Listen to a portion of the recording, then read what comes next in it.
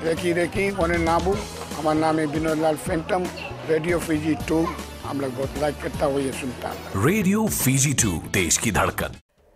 Yana Vinaka and good morning, Fiji. In this bulletin, 61-year-old dies from COVID-19.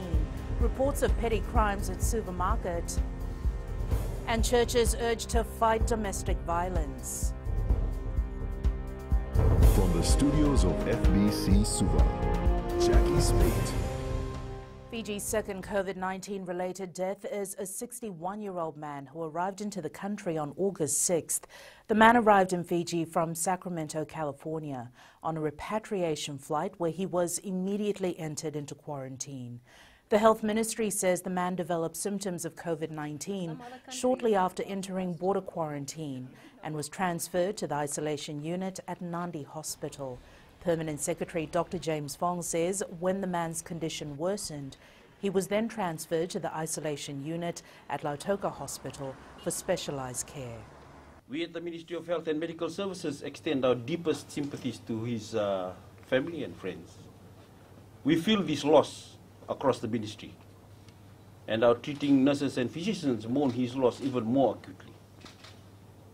But despite this, we take some solace in the fact that this gentleman was able to return to Fiji, and it is here he can be laid to rest in Fiji, his home. Vendors at the Suva Municipal Market have raised concerns on daylight robberies and pickpocketing, which they claim happens almost daily. A social media post showed 2 vehicles parked outside the market being broken into. FBC News has been told that most of these incidents are the work of youths and kids as young as 10 years old loitering in the area. Venina Rakautonga has more. Florists and vendors at the Suva Municipal Market claim to witness pickpocketing on an almost daily basis. These young pickpocketers know exactly where to steal and do their acts. It's mostly at the blind spots at the market. Sometimes it's right here in front of us. They have been doing this for a few years, so they know the system. Taini Milimbaini Valu, a florist who has been at the market for more than 10 years, claims the effects of the pandemic has forced young Fijians to steal. In my opinion, I believe nowadays, since life is very hard, people are finding ways to look for money. Unemployment is a major issue, and these boys have no other avenue but to actually steal in these crowded areas. Another vendor, Sainime Rengauna Vinaka, says these petty criminals are not only stealing hard-earned money but also driving their customers away. The matter has gone to the extent where these people are stealing our goods and we're just like sitting here, and while they grab and run, and we can't really run after them because they are fast. This is how we have been affected too. Police say they have liaised with the Suva City Council with regards to security measures and are working towards identifying and locating the culprits involved. Meanwhile, they're also looking for individuals who were seen breaking into 2 cars yesterday. Venina Rakautonga, FBC News. Minister for Women and Children Meriseni Vuniwanga says faith-based organizations are a powerful player in getting the message about gender violence across and getting the nation to talk about the issue. She says violence against women and girls, including sexual offences, is rooted in gender-based discrimination, social norms, cultural attitudes and gender stereotypes. Kritika Kumar reports. Fiji ranks as a country with one of the highest rates of gender-based violence in the world. When it comes to our dear country Fiji, it's 2 in every 3 women. At least 72% of Fijian women have suffered some sort of violence during their lifetime. Vuniwanga says violence against women and girls can be prevented, as most of us believe in religious teachings. However, there have been numerous tragedies of Fijian women losing their lives at the hands of men who promise to love and protect them. But we must keep working together to change our culture and attitudes that are embedded in male power and control over women, gender inequality, gender discrimination, and patriarchy. Head of the Catholic Church in Fiji, Archbishop Peter Loechong says a majority of the victims are afraid to speak out because they are threatened. One of the most important response to those who have been abused is for people to listen to them and to validate their story and believe in their story. Close to 3/4 of the cases received reported physical violence, including being punched, kicked and hit with stones. Kritika Kumar, FBC News. The ShangriLa Fijian Resort has commended various incentives and initiatives announced in the national budget. Resident Manager Chris Hamilton says this is particularly with the major tax deductions for certain items used by most hotels to assist our tourism industry. He adds this will also allow the industry to become increasingly competitive on a global stage when it comes to pricing. It's not just about alcohol taxes, it's about the whole raft of changes or adjustments that have been made to everything from import duties and excises to the after-sales tax, like the ECAL.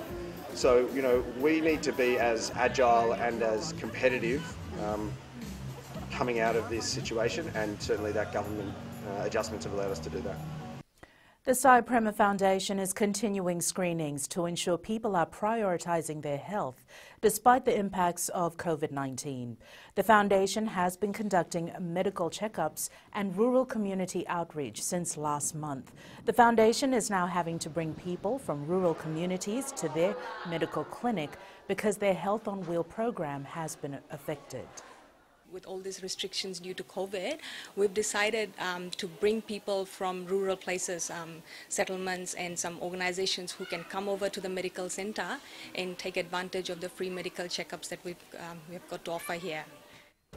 Up ahead, no life ban for recreational drug use, says Fiji FA. And Fiji volleyball yet to hold SGM.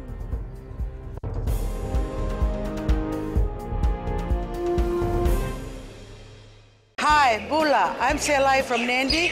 I love Gold FM, only the classic hits. Gold FM, only the classic hits.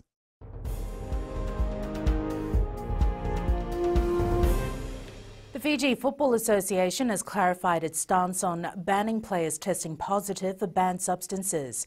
From next season, players who test positive for drugs listed by the World Anti-Doping Association will be subject to a life ban. Fiji FA says players that they test positive for recreational drugs will face their disciplinary measures and bans set out by the association. Fiji FA Chief Executive Mohammed Yusuf adds they will be following the guidelines that has been put in place by WADA and FIFA.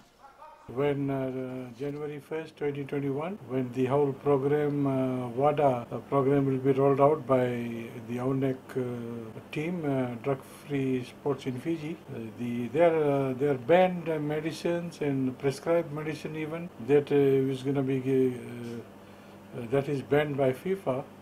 And if a player is getting caught in those scenarios, not the live bans in relation to our testing that we do for recreational drugs and all that. Two brothers who have been named in the Fiji football squad say it's a proud moment for them. However, they now have to work even harder to make the final team.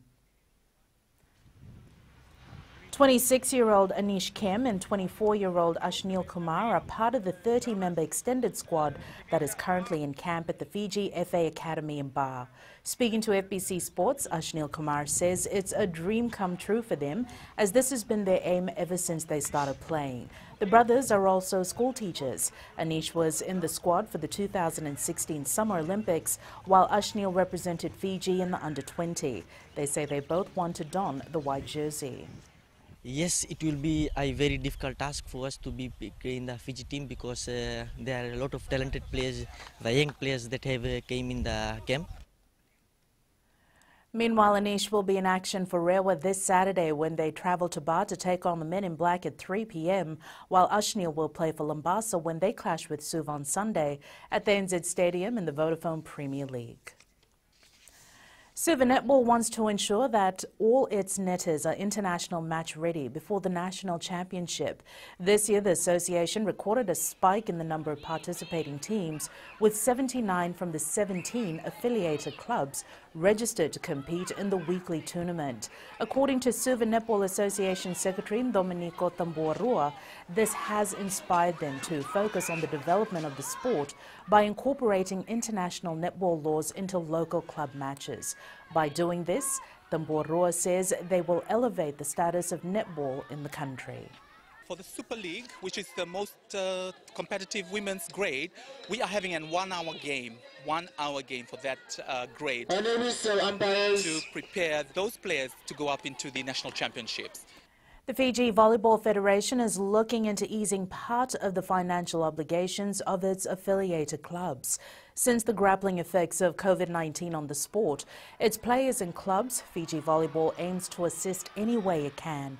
Federation President Linganguki Suva says ensuring all its members are safeguarded is top of the agenda for the Fiji Volleyball Special General Meeting on Saturday. One of the things that we also want to do as part of moving the sports forward is to relook at the affiliation fee. Everyone understand we're not in normal times at the moment. We got some challenges in terms of what COVID has done. It doesn't mean that whatever we've written some 2-3 years ago is written in stone. As an organization, it's also on our part to facilitate the changes and the requirements from our members.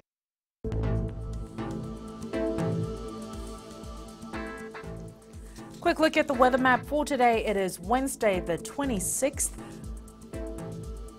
Expect cloudy periods with brief showers over the eastern parts and interior of the larger islands. Mainly fine weather elsewhere, moderate easterly winds, fresh at times. And that is your FBC Morning News. Join us at 1 p.m. and 7 p.m. for our major bulletin. Remember, in times of crisis, you need factual news that you can trust. Stop believing fake news about the COVID-19 on social media. Fight misinformation by getting only the facts about the coronavirus from verified news sources like FBC's TV, radio and digital media news. www.fbcnews.com.fj. Keeping Fijians connected with the truth.